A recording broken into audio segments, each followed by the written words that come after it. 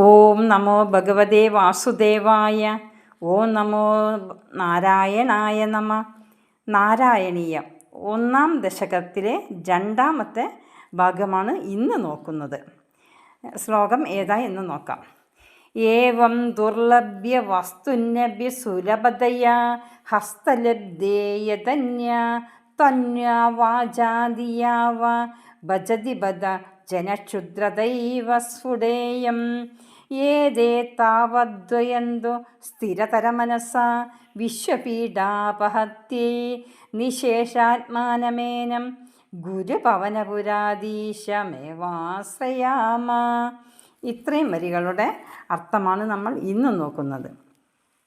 സൽഗുരു ഉപദേശപ്രകാരം സദാസമയവുമുള്ള ശ്രവണ സ്മരണാദികളെ കൊണ്ട് വളരെ പ്രയാസപ്പെട്ടാൽ കൂടിയും ഗ്രഹിക്കാൻ പ്രയാസമുള്ള പരബ്രഹ്മസ്വരൂപം സുലഭമായി കയ്യിൽ കിട്ടിയിട്ടും മനുഷ്യൻ ശരീരം കൊണ്ട് പൂജ പ്രദക്ഷിണ നമസ്കാരാദികൾ ചെയ്തും വാക്കുകൊണ്ടും സ്തോത്രപാരായണം ചെയ്തും മനസ്സുകൊണ്ട് ധ്യാനാദികൾ ചെയ്തും അന്യദൈവത്തെ ഭജിക്കുന്നത് കഷ്ടം തന്നെയാണ്. എന്നാൽ ഞാനാകട്ടെ അന്യപദാർത്ഥങ്ങളിൽ സഞ്ചരിക്കാത്ത സ്ഥിരചിത്തതയോടുകൂടി ബ്രഹ്മ വിഷ്ണു മഹേശ്വര സ്വരൂപനും സർവദേവമയനുമായിരിക്കുന്ന ശ്രീ ഗുരുവായൂരപ്പനെ തന്നെ സംസാര ദുഃഖത്തിൻ്റെ നിവർത്തിക്കായി ആശ്രയിക്കുന്നു.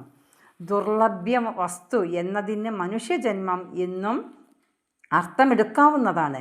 പാപാധിക്യം ഹേതുവായിട്ട് അനേകം ജന്മങ്ങൾ ആഹാരാദി ചതുഷ്ടയത്തെ അനുഭവിച്ചു കഴിഞ്ഞ് ഭാഗ്യവശാൽ പുണ്യകർമ്മഫലമായി വിശേഷജ്ഞാനത്തോടു കൂടിയ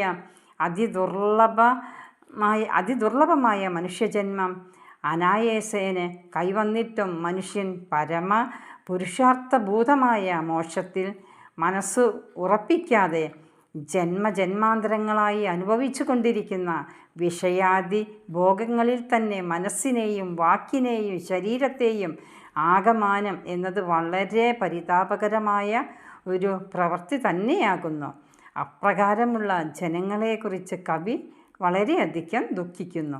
ദുർലഭ്യ വസ്തു എന്നതിന് ശ്രീ മഹാഭാഗവതം എന്ന് മൂന്നാമതൊരു അർത്ഥമെടുക്കാം. എത്രയും ദുർലഭ്യ വസ്തു ആയിരുന്ന ശ്രീ മഹാഭാഗവതം മഹാവിഷ്ണു ബ്രഹ്മാവിന് ഉപദേശിച്ചു കൊടുത്തു. അദ്ദേഹം അതിനെ നാരദനും അദ്ദേഹം അതിനെ വേദവ്യാസനും ഉപദേശിച്ചു കൊടുത്തു. വേദവ്യാസനാകട്ടെ ലോകത്തിന് ഉപകാരപ്രദമായി അതിനെ 18,000 ഗ്രന്ഥമായിട്ട് നിർമ്മിക്കുകയും തൻ്റെ പുത്രനും ശിഷ്യന്മാരിൽ പ്രമുഖനുമായ ശ്രീ ശുകനെ പഠിപ്പിക്കുകയും ചെയ്തു. അങ്ങനെയുള്ള ഭാഗവത പുരാണം ബ്രഹ്മനാരദ വ്യാസ പരമ്പരയായി ജനങ്ങൾക്ക് കൈവന്നിരിക്കുന്ന അവസരത്തിലും അന്യപുരാണങ്ങളെ ആശ്രയിക്കുന്നത് അവിവേകം തന്നെയാണ്.